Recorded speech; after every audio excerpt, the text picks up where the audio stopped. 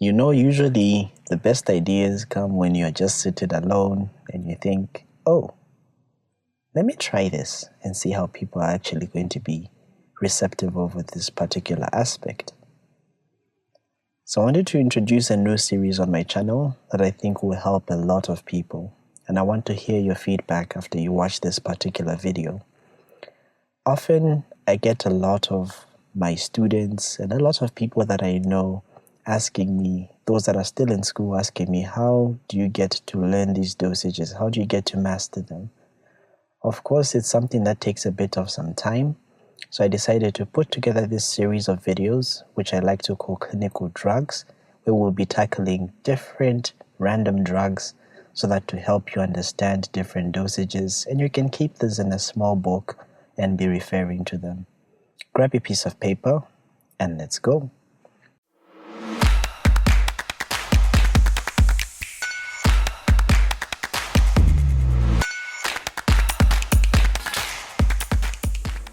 Hello and welcome to MK's Medical Review Series. My name is Dr. Moses Kazevu. Today we're going to be looking at Artesunate.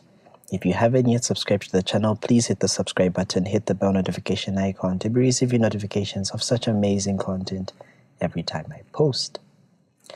So remember that Artesunate is a very important drug, especially in our setup, because we do have malaria in the country. General consensus is that we have eradicated most of the severe forms of malaria in Lusaka, but we still have them in the surrounding vicinities and even outside in different parts of the country. Remember that Artesunate is one of the important drugs that we use that acts as an anti-malarial drug. It's a very good drug because it will clear away the parasites from your bloodstream very, very quickly. It's a quite potent blood schizontocide, meaning it kills the blood schizons. It's actually quite active against the ring stage of the parasite, and because this compound is quite unstable in a neutral solution, it's only available as an injection as artesonic acid. So it means you have to reconstitute it. You can't get a solution of artesunate, you can only get a powder. So often this is going to be reconstituted, or is going to be prepared first by mixing it with 5% sodium bicarbonate so that you can produce a salt, which is known as the sodium artesunate salt. And that's what you're going to administer to your patient. Some of the indications include severe malaria, especially those patients with cerebral malaria, especially even patients that are having chloroquine-resistant malaria. Most of the times, you'll find out that the parasite, especially Plasmodium falciparum, which is what we have commonly here, it's obviously going to be quite resistant to chloroquine. How does it come? So it comes as a combo pack. So it comes as 3 things in one particular box. So you're going to have one vial, which is going to consist of the artesunate. 60 milligrams of the artesunate will be in this vial. Then there'll be a vial that is going to be consisting of the sodium bicarbonate, 1 ml of sodium bicarbonate, 5%. There'll be another vial that is going to be consisting of the sodium normal saline, the 0.9% sodium chloride. It's about 5 ml. So this ml here, or this 1 ml vial here, is the one that's going to be consisting of the 5% bicarbonate. This one is the one that's going to be consisting of the sodium chloride, 5 ml. So in total, you have 6 ml of fluid in this container. Now, what exactly is the dose that you're going to give? If you have children that are below the age, or rather children that are above the age of, or rather the weight of 20 kg and adults, these are going to be given a dose of 2.4 milligrams per kg. For those children that are below the age of 20 kg, or rather weight, I don't know why I keep saying age, weight of 20 kg, you're going to give 3 milligrams per kg. I'll explain why we give a higher dose in children and why do we give a lower dose in adults very shortly. And this is how we're going to administer the drug. We're going to give it at 0 when the patient first comes in, 12 hours later from when you administered the first dose, and 24 hours later from when you administered the first dose. And remember that after this, you're going to be giving the artesunate once a day until your patient clinically improves. If they were unconscious, GCS should have been improved significantly. Then they should be able to tolerate oral drugs, because you want to put them on the oral drugs. If they are not able to tolerate this, you can put them on the once daily regimen of artesunate until they improve for a maximum of 7 days. But remember, in those 7 days, each and every single day, you're checking your malaria blood slide to see if you have no parasites in the bloodstream, because you expect artesunate to clear out these parasites very quickly. Then once you have a negative blood slide, then you're going to switch your patients to the coatem, which is an artemether and lumefantrine combination. Now, how exactly are we going to reconstitute this artesunate? Remember that artesunate can be administered intravascularly. It can also be administered intramuscularly. So there are 5 easy steps that I'll teach you on how to reconstitute this. Step 1, of course, is to know and calculate the dose. I've already given you the dose. In those that are weighing above 20 kg, 2.4. Those that are less than 20 kg, 3 milligrams per kg body weight. So what you're going to do is you first want to reconstitute the solution. How do we do this? First of all, we're going to get that 1 ml of the 5% sodium bicarbonate that you have. Of course, break it open and get that 1 ml. We're going to then add that 1 ml to the powder of artesunate. So remember that now you're going to add that 1 ml to the powder of artesunate. You shake it gently for about 2 to 3 minutes. It should completely dissolve. So it means that in essence, what you have created is a solution which is 1 ml that contains 60 milligrams of artesunate. So it means that the concentration is 60 milligrams per ml. If you give that entire 1 ml, it's going to be 60 milligrams. But of course, we don't want to give that because that's quite highly concentrated. We want to further dilute that. So we're going to get the 5 mils of sodium chloride. If you don't have sodium chloride, you can actually use your dextrose 5%. You get 5 mils of sodium chloride. Avoid using water for injection to dilute the artesunate. So you're going to get 5 mils of the sodium chloride or your dextrose 5%. Then we're going to add it to that same 1 mil that you have just created with the 5% sodium bicarbonate. So the solution that you now have is going to be consisting of a total of 6 mils. Remember, the total amount of drug that you have from 1 vial is 60 milligrams. So in 6 mils, you're going to have a total of 60 milligrams. So how many mils does 1 milligram give you? So 1 mil will give you 10 milligrams because 60 divided by 6 is 10. So the concentration of the solution that you have made is 10 milligrams per mil. Then if it's an IV infusion, you're going to administer this slowly over 1 to 2 minutes, depending on the dose. Remember that there are different doses that's going to require you to actually make different vials or prepare many vials of the artesunate. I'll show you how we should calculate this and how you know that, for example, someone who's weighing 100 kg would need 4 vials, for example.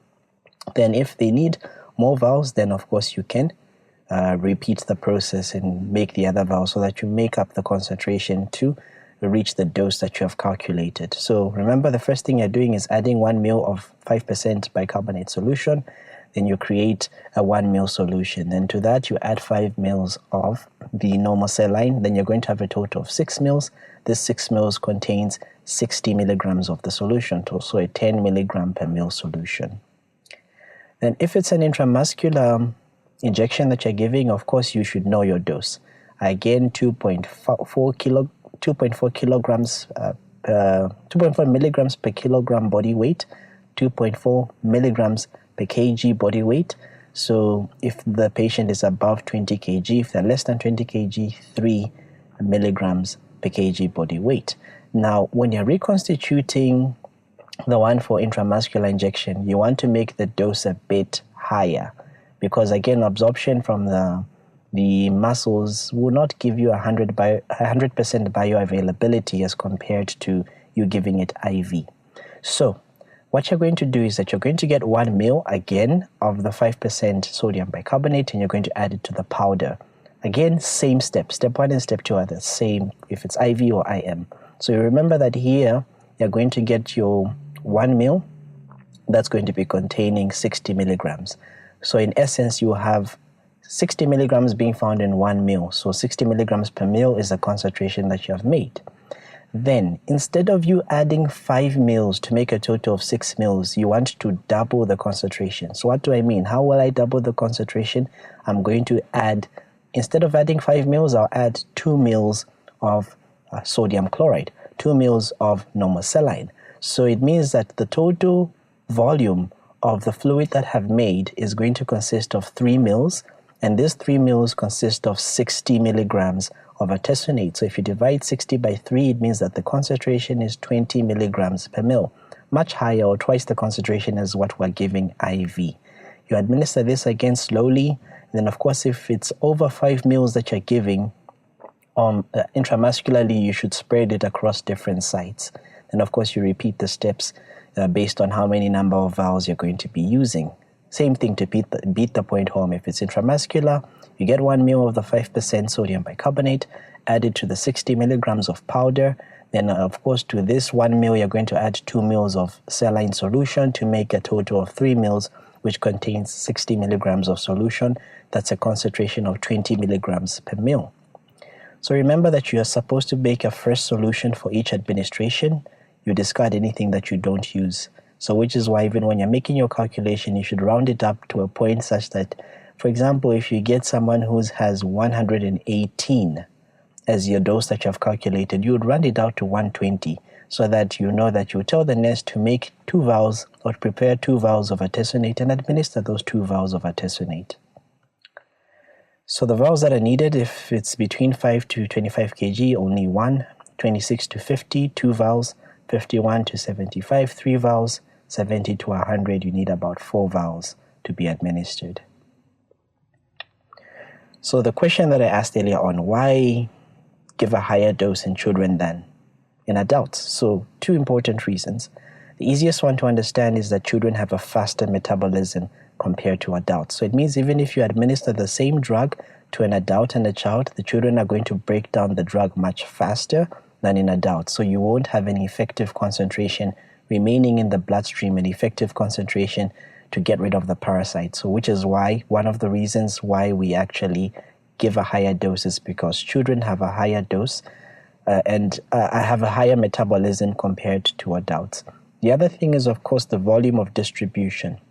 So remember that children actually, particularly those that are very young, those that have a small body, they're going to have a small body size, but they're also going to have a lower blood volume compared to the adults, such that if you give the same drug to one adult and you give the same drug to a child, you're going to need higher concentrations to match that body weight to have an equal volume of distribution throughout all the compartments of the body, because children tend to have a higher volume of distribution compared to adults because they have a larger surface area compared to the body volume ratio. This is why we actually give them a higher dose of 3 milligrams per kg for those that are less than 20 kg, so that you can get these sufficient targets of the drug in the bloodstream, in that small volume of the bloodstream. Now, why do we give coartem or some artemisinin combination therapies after we give artesunate? We've cleared away the parasites. Shouldn't the patient just go home and be okay? No. So remember 2 important reasons. One reason is that we want to stop resistance from happening.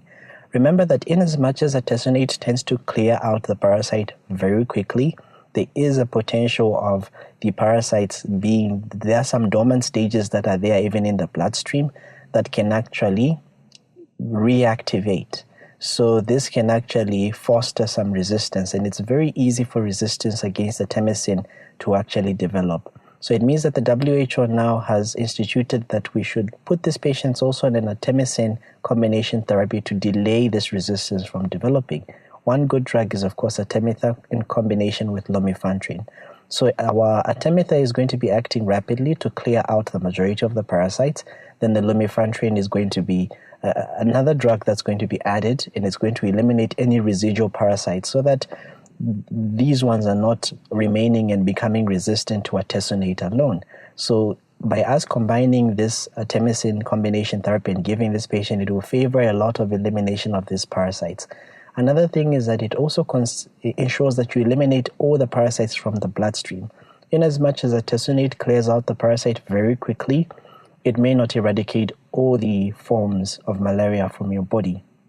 So to prevent your recrudescence from happening, you want to give coartem, which is actually going to last a longer duration in the bloodstream and eliminate any other remaining parasites that may have been not initially affected by the artesunate. So this also actually helps with completely curing the patient. Here's an example. So we have a 59 kg man who has severe malaria. How much artesunate will you give this man? So we said if they're above 20, we're going to be saying 2.4 multiplied by 59. So if you multiply 2.4 by 59, you get 141.6 milligrams. But remember that the artesunate comes in multiples of 60. So you can actually up this dose because you don't want to round down the dose. You don't want to take it down to 140. So you can actually round it up to 150. So if you round it up to 150 and you divide that by 60, it means roughly you have 2.5 vials. So you're going to be giving this man 2.5 vials. If this is translating to the number of mils, if you're giving it IV, remember the solution that you're making is 10 milligram per mil. So 150 divided by 10 gives you 15 mils. So you're going to prepare and say, give this patient 15 mils of the artesunate. If it's IM, you're going to be dividing it by 20. So here are some calculations. For example, a child again that's weighing 8 kg. You're going to say 2.4 multiply. This actually should have been 3 because this child is 8 kg. They're less than 20 kg. But anyways, 2.4 multiplied by 8 divided by 10. So if it gives you 1.921, very difficult to draw this in a syringe. So of course you round it up to 2. If it's a child that is giving IM, 2.4 multiplied by 8 divided by 20, so this will give you 0.96. So instead you give them 1 ml of the solution that you have reconstituted. I really hope that makes a lot of sense. How do we monitor these patients? One key thing is to monitor for hemolytic anemia. Often it's going to show up after about 2 to 4 weeks, especially in those patients that had a very high parasite load. So you want to make sure that you arrange for them to come back for follow-up in about 2 weeks to about a month's time to check if they haven't developed any significant hemolytic anemias. Some contraindications include hypersensitivity. And remember that this drug must be used with caution in patients that are pregnant. There is a meta-analysis that was done in about 717 pregnancies, and we saw that the use of artesunate wasn't really associated with adverse outcomes, but of course the benefits of the use must greatly outweigh the side effects. In the first trimester, we want to consider other alternatives. So we do not give artesunate generally unless if it's a severe malaria. In second and the third trimester, they are actually considered quite safe to be used. In lactating mothers, also use them with caution. Make sure that you're checking the infant if they're not developing any nausea and vomiting. In patients with renal and hepatic dysfunction, also you want to use artesunate with some caution. Adverse effects include cardiotoxicity, especially with acute overdoses. Some other common effects include flatulence, dizziness, headaches, vomiting, diarrhea, fever, abdominal pains, rashes, itching, hair loss, and even convulsions. I really hope you enjoyed this video on artesunate. If you want more such content, please comment in the section below. Hit the subscribe button so you never miss on such amazing content every time I post. To Zambia and beyond, my name is Dr. Moses Kazevu. Until next time, bye-bye.